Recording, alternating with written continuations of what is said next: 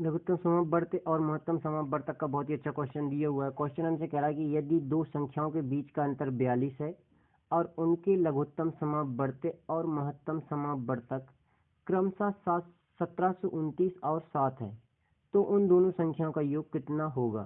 तो चलिए देखते हैं हम। यहाँ पर हमें दिया हुआ है दो संख्याओं का एलसीएम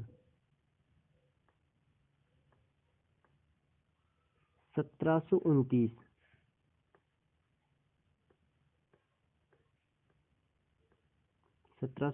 और एचसीएफ क्या दिया हुआ है 7।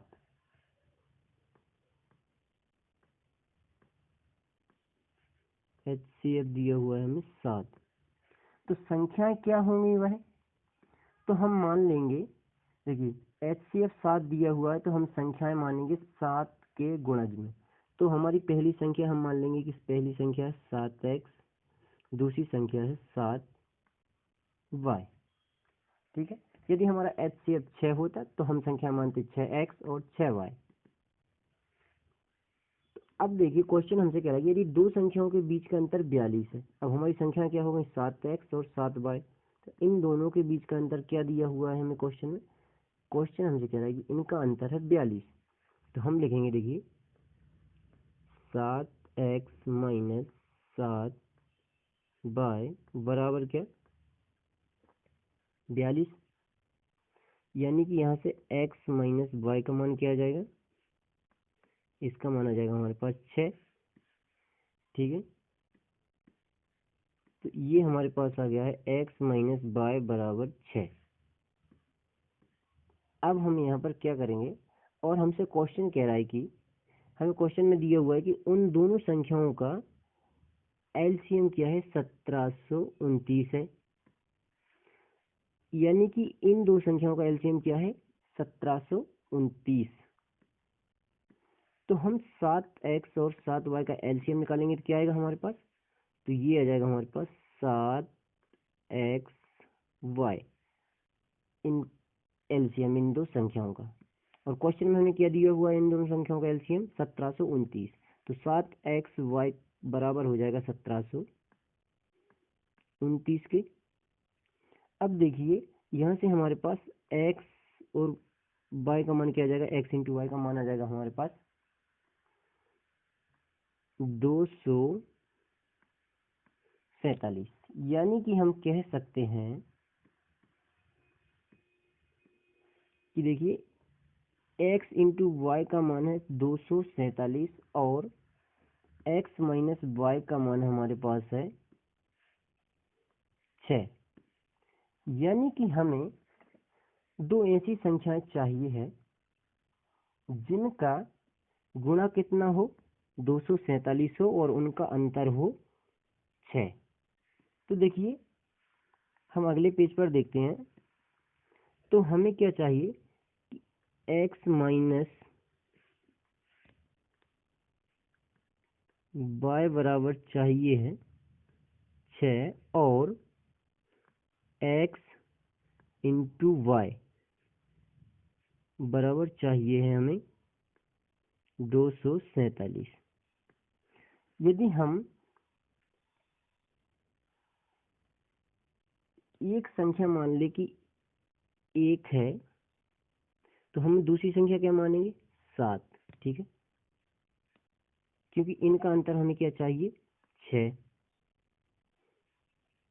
तो हम यहाँ पर क्या करेंगे, हम पहली संख्या बड़ी मान लेंगे यानी कि 7 और दूसरी संख्या मान लेंगे 1।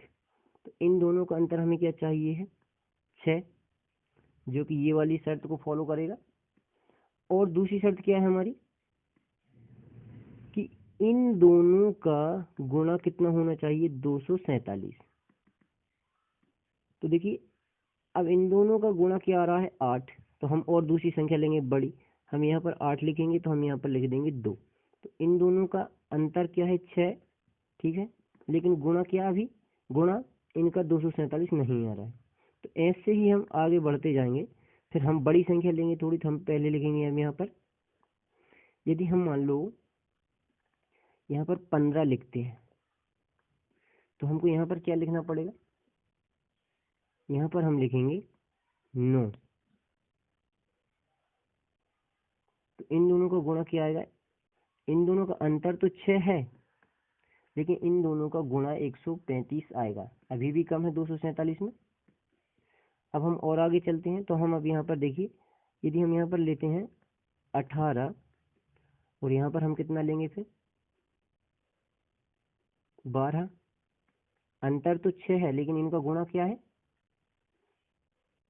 इनका गुणा आएगा देखिए 12 8 96, 12 9, 12 एकम 12 और 9 21, 216, ये भी अभी कम है। अब हम यहाँ पर लिखेंगे देखिए 19 और यहाँ पर हम लिखेंगे 13, इन दोनों का अंतर क्या है 6, और इन दोनों का गुणा करेंगे तो क्या आएगा हमारे पास, तो इन दोनों का गुणा आ जाएगा हमारे पास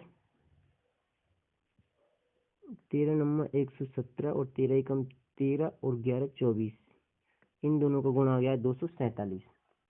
यानी कि हम कह सकते हैं कि हमें यही दो संख्याओं की ज़रूरत है, यानी कि हमारी पहली संख्या हो गई है 19 और दूसरी संख्या हो गई है 13।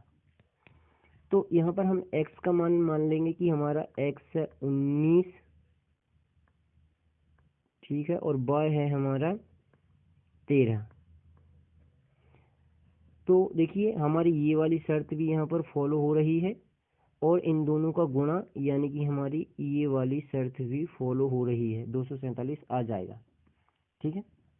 तो अब हम पहले पेज पर चलते हैं और यहाँ देखते हैं कि हमारा x का मान क्या आ गया है 19। तो हम यहाँ पर x का मान रखेंगे तो क्या आ जाएगा, इसका मान 19 रखेंगे तो 19 सत्ते क्या होता है 133, और यहाँ से हम y का मान क्या आया है हमारे पास 13, तो ये कितना आ जाएगा यहाँ पर 7 गुणित 13 यानी कि 91।